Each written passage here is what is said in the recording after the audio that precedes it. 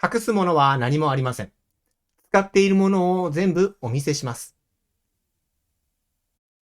この動画では、私がクラシックギターとサイレントギターの練習や演奏、制作で実際に使っている道具を公開したいと思います。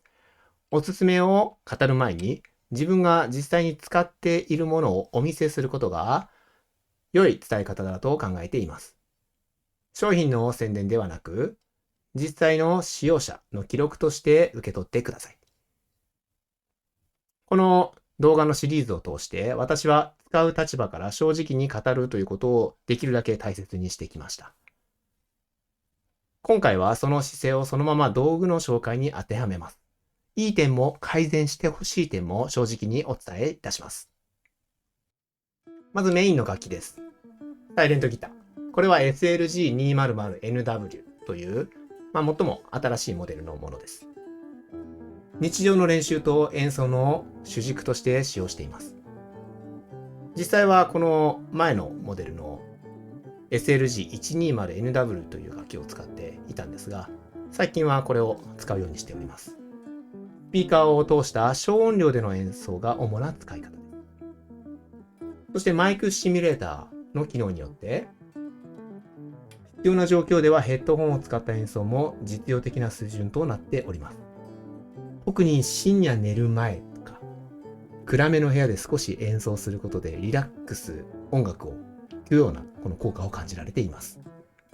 そしてイコライザー機能で音色を状況に合わせて調整できることが実用上の大きな強みです。軽量のため持ち運びも容易で場所を選ばずに演奏ができています。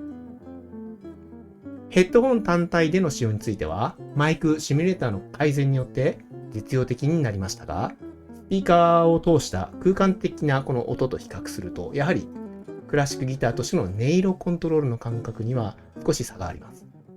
この点はお伝えしておきます。スピーカーを通した演奏を主軸に必要な場面でヘッドホンを使うという使い分けが私の答えになっております。そしてクラシックギター、生音の楽器です。音を出せる環境と時間帯では生のクラシックギターを使います。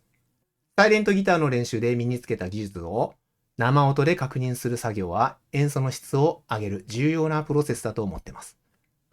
音の出し方やタッチの感覚、空間への音の広がり、これらはサイレントギターとは異なる感覚があります。ですので両方を使い分けることで練習の質と量の両方を担保するように心がけています。周辺機器と消耗品を見てみます。スピーカー。私はこれを2つ持っています。サイレントギターの音を空間に出すために使用しています。大きなスピーカーは必要ありませんでした。小型でも十分な音質のものを選び、音量は状況に応じて調整します。スピーカーを通すことでクラシックギターとしての演奏感覚が生まれます。これがヘッドホンとの大きな差です。サイレントギターの本来の魅力を引き出すためには、スピーカーは必須の周辺機器だと感じます。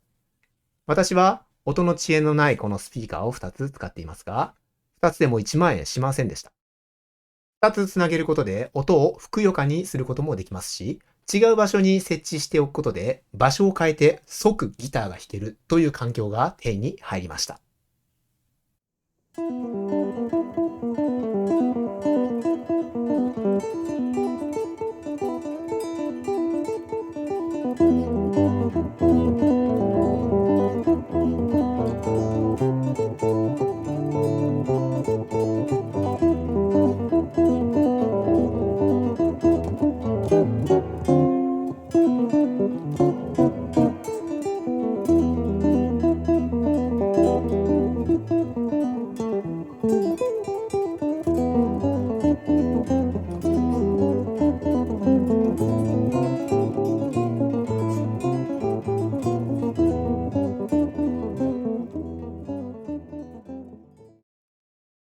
そしてチューナー。クリップ式のクロマチックチューナーを使います。ギターのヘッドに挟む。このヘッドに装着することでチューニングの手間を最小化しています。練習前のチューニングが30秒以内に終わる環境が練習を始めることへの障壁を下げてくれます。ちなみにこのサイレントギター SLG200NW にはチューナー機能が内蔵されているため、これが活用できる状況であればそちらを使います。弦の交換とケア。弦は消耗品です。定期的な交換が音質維持に直結します。弦の寿命は演奏時間や環境の温度や湿度などによりますが、音の輝きが失われてきたと感じたとき、もしくは目に見えるような錆が出たときが交換のサインとなります。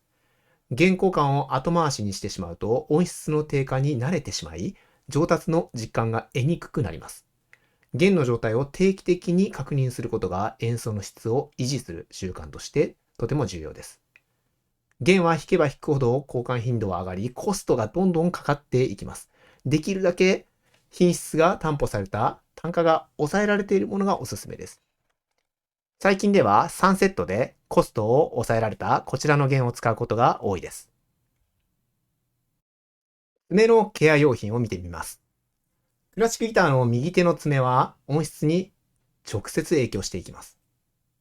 爪の長さと形が弦から引き出せる音の豊かさを決めていきます。爪やすりや爪磨き、爪の保護剤、これらは小さなコストで大きな音質改善につながる道具です。爪のケアを習慣にすることがクラシックギターの演奏において技術と同等に重要であることを長く弾いてきた経験から伝えたいと思います。最近ではこれ一択です。磨くだけで爪つるピカっていう歌い文句みたいなんですが、100均で売ってます。通常爪の形を変えようとすると、目が粗いヤスリを使って爪の形を整えるんですが、そうすると爪が粗すぎてまだギターが弾ける状態にならないんですね。だから爪が細かいヤスリでツルツルにしていくんですけれども、これはこれだけで形もその爪の傷も綺麗になるんです。こんな商品が出てるって知らなかったです。もう数えられないぐらい爪磨きを買って試してきましたが、一本で全てを整えてくれる爪磨きはこれが初めてでした。足台について、これはギター枕ダイナレットというんですが、生のギターを弾くときは足台を使わずに膝の上にこのクッション型のギター枕を使います。左足を無理に上げる必要がないため、姿勢をまっすぐに保ち、体への物理的な負担を最小化できています。設置に時間をかけず座った瞬間に最適な構えが完成する。この環境が練習を始める際のちょっとした億劫さを排除してくれます。体の自由度を確保して演奏にのみリソースを集中できる状態を整えています。私が独自で設計した設計図についても触れておきます。30年のギター経験とギターとは無縁の社会人経験を両立し、楽曲を通して最大限ギターを楽しめ、上達へ向けるための設計図です。まずはメールアドレスの登録だけで15分練習のために作られた設計図が手に入ります。概要欄をチェックし受け取ってください。まずは知っていただくことが最初のステップです。道具への考え方ですが、道具は目的を果たすための手段です。太鼓の道具を持つことより、手元にある道具で続けることの方が価値があると感じます。ただし、道具が継続を妨げている場合は、道具を変えることが最短の解決策になります。音の問題で弾けなかったり、指の痛みで続けられなかったり。